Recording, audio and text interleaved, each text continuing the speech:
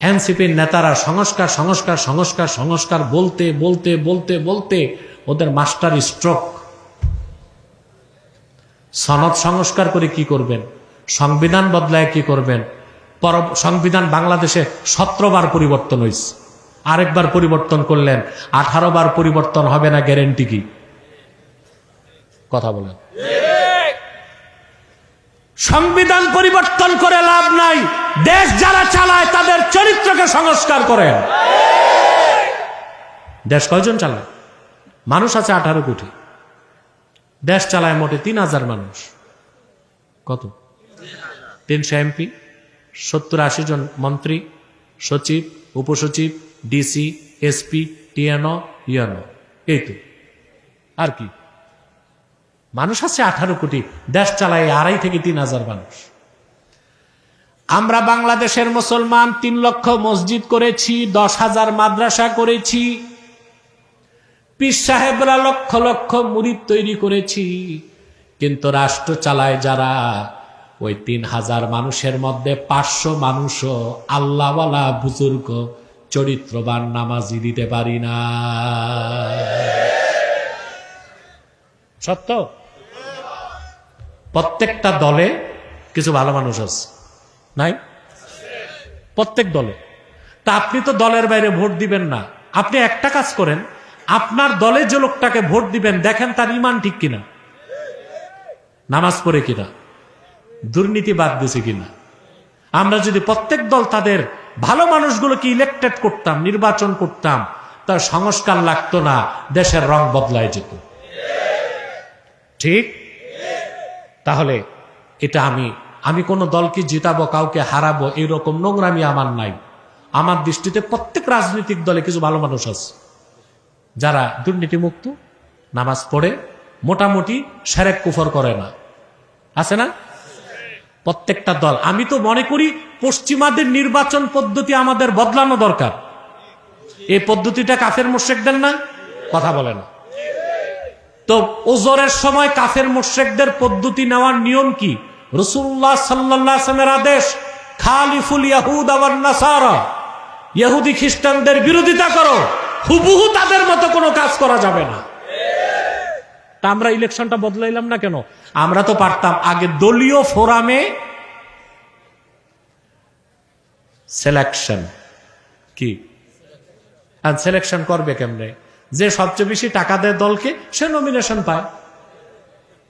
এখানে যদি সিলেকশন থাকতো, মাজলিসে শুরা থাকতো, তা একটা বডি থাকতো, ওই বডি দলের মধ্যে যারা যারা প্রার্থী হতে চায় তাদের মধ্যে সবচেয়ে ভালো মানুষকে সিলেক্টেড করত, তারপর না হয় সে ইলেক্টেড হইত। ঠিকঠাক কি বুঝে কইছেন না? না বুঝে বুঝাইতে পারছি? আমি তো খেলাফায় বিশ্বাসী, ইলেকশনই বিশ্বাস করি না, খেলাফায় বিশ্বাস। তা আপনারা যারা ইলেকশন করবেন, অন্তত পশ্চিমাদের তরিকাটা একটু বদলাইতে ভালো হয় না? কথা বলেন, উচিত কিনা? দরকার কিনা? তাহলে ভাইরা, প্রত্যেক রাজনৈতিক দলে কিছু ভালো মানুষ আছে। আমরা যদি প্রত্যেক দলের কর্মীরা তার নিজের রাজনৈতিক দলের ইমানদার নামাজি ব্যক্তিটাকে বাছাই করতে পারতাম, বাংলাদেশের চেহারা বদলে যেত। ঠিক কিনা বলে? আল্লাহর ভয় ছাড়া কোনো মানুষ আইন দিয়া আর ডান্ডা দিয়া ঠিক করা যায় না। যায়? সংস্কার মানে হচ্ছে ভালো আইন। কি? আচ্ছা ভাই, আইন দিয়া মানুষ ঠিক করা যায়? যদি আপনাদেরকে বলি পৃথিবীতে আইনের শাসন সবচেয়ে বেশি কোথায়, আপনারা বলবেন আমেরিকা। কারণ আমাদের দেশের রাজনৈতিক নেতারা আমেরিকাকে আব্বা মানে। আইনের শাসন কোথায়? আমেরিকা। আমেরিকার কি আইন দেখছেন? প্রেসিডেন্ট ট্রাম্প আরেকটি স্বাধীন রাষ্ট্রের প্রেসিডেন্টকে, ভেনেজুয়েলার প্রেসিডেন্টকে রাতের অন্ধকারে কিডন্যাপ করছে। শুধু তারে করে নাই, তার বউকেও নিয়ে আসছে। এটাই মানবতা? এটাই আইনের শাসন? এটাই গণতন্ত্র? এইরকম সভ্যতাকে আমরা বৃদ্ধাঙ্গুলি দেখাতে চাই। গণতন্ত্র, মানবাধিকার, নারীর মর্যাদা, যা বলে ওরা খাতায় কলমে, বাস্তবে ওরা সভ্যতা আইন কিছুই মানে না। ওরা হচ্ছে চোর এবং ডাকাত। আমেরিকা আগে করছে চুরি, চোর চুরি করতে করতে পাকা হইলে তখন আর চোর থাকে না, ডাকাতি করে। কি করে? এই আমেরিকা বিশ্বের স্বীকৃত সন্ত্রাসী চোর, ইরাকে হামলা করেছে, তেল চুরি করেছে, লিবিয়াতে হামলা করেছে, তেল চুরি করেছে, সিরিয়াতে হামলা করেছে, তেল চুরি করেছে, এখন সে শুরু করেছে ডাকাতি। সাহস পাওয়ার পর হাত বাড়িয়েছিল ইরানের দিকে, ইরান কয়ে আসো হাত কেটে দিব। এটা সভ্যতা? কথা বলেন। তো বাংলাদেশে যারা কল্যাণ রাষ্ট্র বানাতে চান, এনসিপি নেতা যারা পশ্চিমাদের আদলে আইন ও কানুন চান, আপনারা যাদের অনুসরণ করছেন সেই বিধর্মী পশ্চিমাদের কাছে আইনের শাসন বলতে কিছু না, সবটাই অসভ্যতা। পৃথিবীর মানুষ আগে দেখেছে সোশ্যালিজম, তারপর দেখছে ক্যাপিটালিজম, এখন দেখতেছে জাঙ্গালিজম। এখন কি? আগে দেখছে সমাজবাদ, তারপর দেখছে পুঁজিবাদ, এখন চালু হয়েছে জঙ্গল মতবাদ।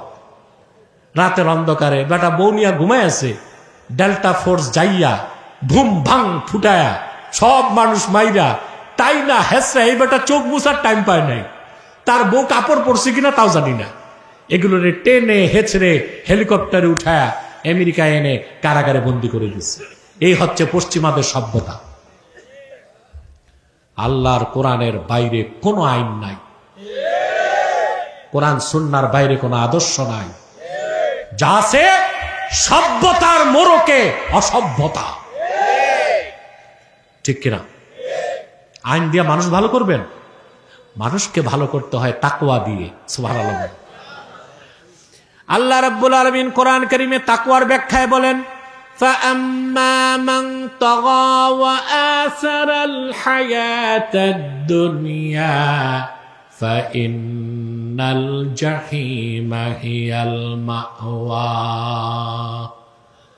আর যে দুনিয়ায় আল্লাহর নির্ধারিত সীমা লঙ্ঘন করলো, আল্লাহর সীমা আছে ভাই?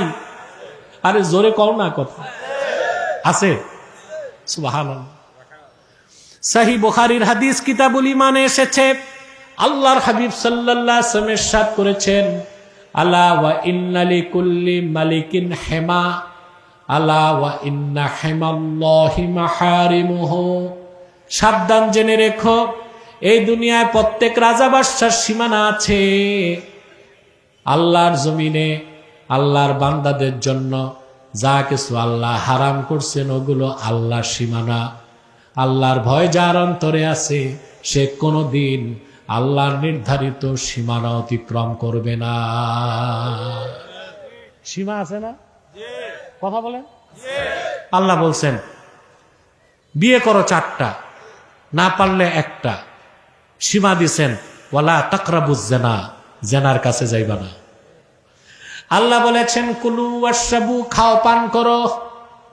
অন্য জায়গায় সীমা দিয়েছেন কুলু মিম্মা ফিল আরদে হালালান তাইয়্যিবা, ভূপৃষ্ঠে যা কিছু হালাল তাই খাও।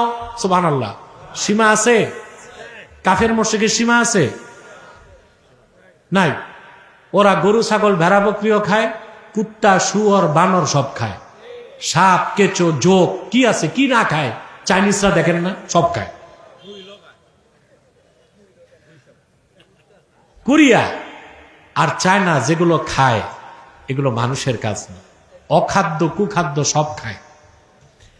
সবচেয়ে বেশি কুখাদ্য খায় বার্মার মানুষ। এই জন্য পৃথিবীতে সবচেয়ে বেশি পাগল হচ্ছে বার্মায়। কোথায়? তো সীমা আছে? আল্লাহ বলেন ফাম্মা মান তাগা ওয়া আসারাল হায়াতাদ দুনিয়া, এই দুনিয়ার জমিনে যে সীমা লঙ্ঘন করলো আর আখিরাতের উপর দুনিয়াকে প্রাধান্য দিল, জাহান্নাম হচ্ছে তার আবাসভূমি। ওয়া আম্মা মান খাফা মাকাম রাব্বিহ, আর কাল কিয়ামতে আল্লাহর সামনে দাঁড়াবার ভয় যার অন্তরে আছে, এরই নাম তাকওয়া, ব্যক্তির নাম মুত্তাকি। আল্লাহর সামনে দাঁড়ায় হিসাব দিতে হবে। এই ভয় যার আছে সে কি চুরি করবে,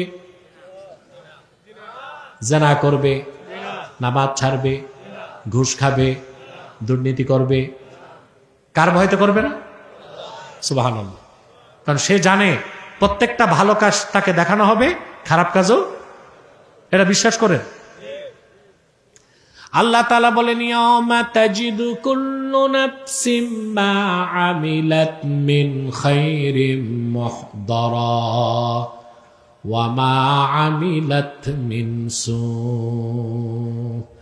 তাওয়াদ্দু লাউ আন্না বাইনাহা ওয়া বাইনাহু আমাদাম বাঈদা। আল্লাহু আকবার। আল্লাহ বলেন, প্রত্যেক ব্যক্তি যা ভালো কাজ করছে তার সামনে মিজানের পাল্লার সামনে দেখতে পাবে। আজকে যে মাহফিলে বসছেন এটা দেখবেন। ওয়ামা আমিলাত মিন সু, আর যত খারাপ কাজ করছে, যে চুরি করছে সে তা দেখবে, যার ঘরে করছে তাকে দেখবে, যার ঘরে চুরি হয়েছে সেও দেখবে, যে জেনা করছে সে তা দেখবে, যার সাথে জেনা করছে সে তা দেখবে। মানুষ বলবে, হায় আফসোস, কিছুই তো বাদ যায় নাই।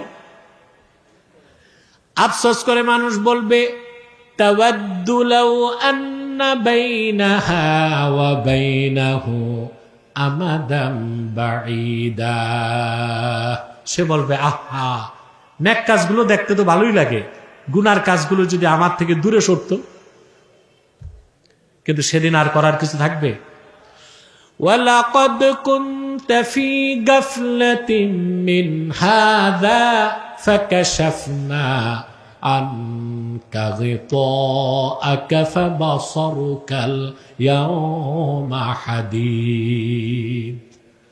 বলা হবে বান্দাকে, ওয়ালাকাদ কুনতা ফি গাফলাতিন মিন হাযা, এই হিসাবের দিন, কিয়ামতের দিনটাকে তুমি ভুলেছিলা, রং তামাশায় মত্ত ছিলা, পৃথিবীর বিত্ত বৈভব কিয়ামতের দিনটাকে তোমাকে ভুলায় রেখেছিল।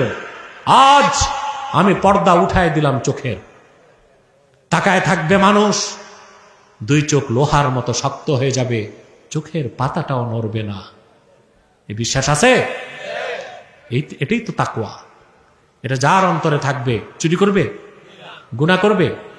মানুষ তো আর ফেরেশতা না, গুনাহ করবে কিন্তু সাথে সাথে আবার তওবা করবে। আপনার মুত্তাকি হবেন? কথা বলেন।